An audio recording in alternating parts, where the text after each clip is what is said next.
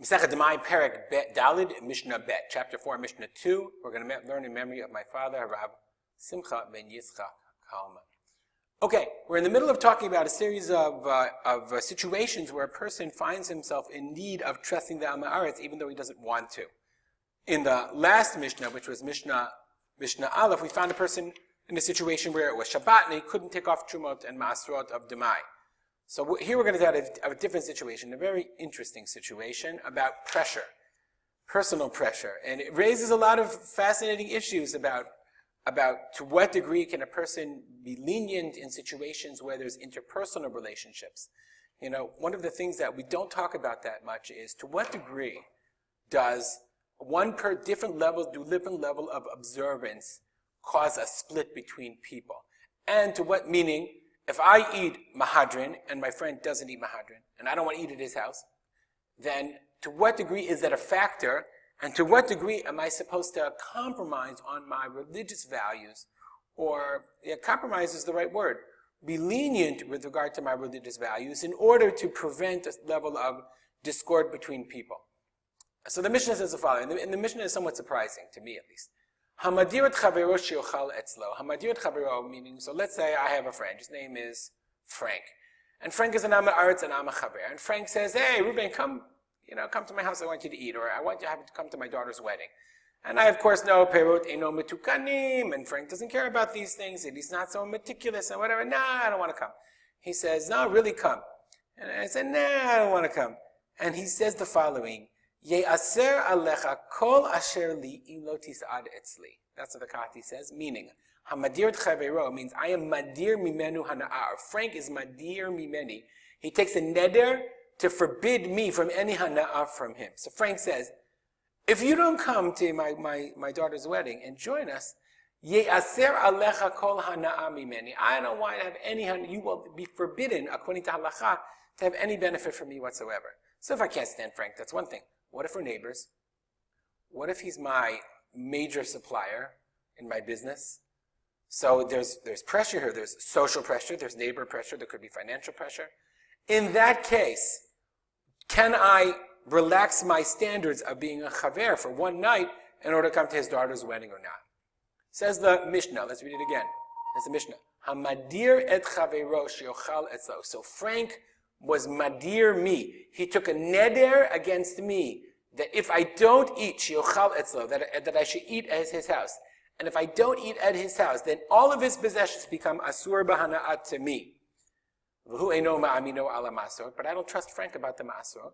Says the Mishnah, ochel imo b'shabbat harishona. And the first Shabbat, we're going to see what it's talking about there. But Gati says, Yerushalmi says, that it's talking about we invited me to his daughter's wedding. So it's Friday and he says, stay for the wedding. Nah, I don't want to stay for the wedding.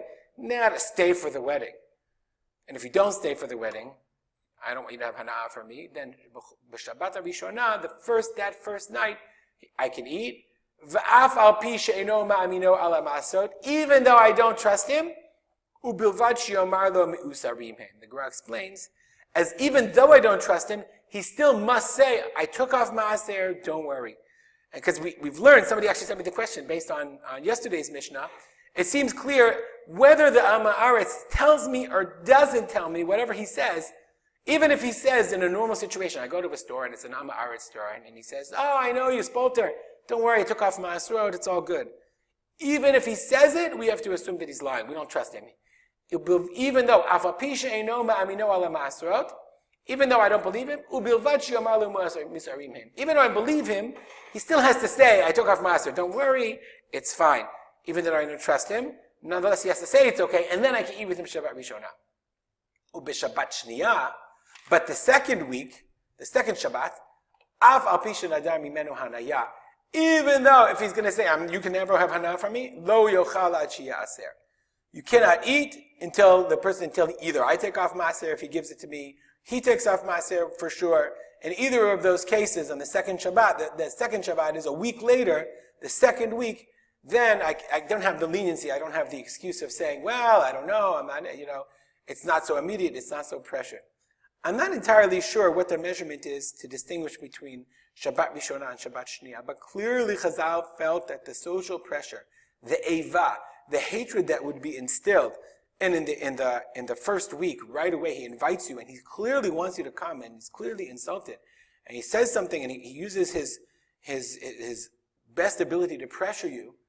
In that case, in the immediate situation, Chazal gave a little bit of wiggle room, and they said, okay, as long as he says he's me'usar, then even though you don't believe him, you can believe him.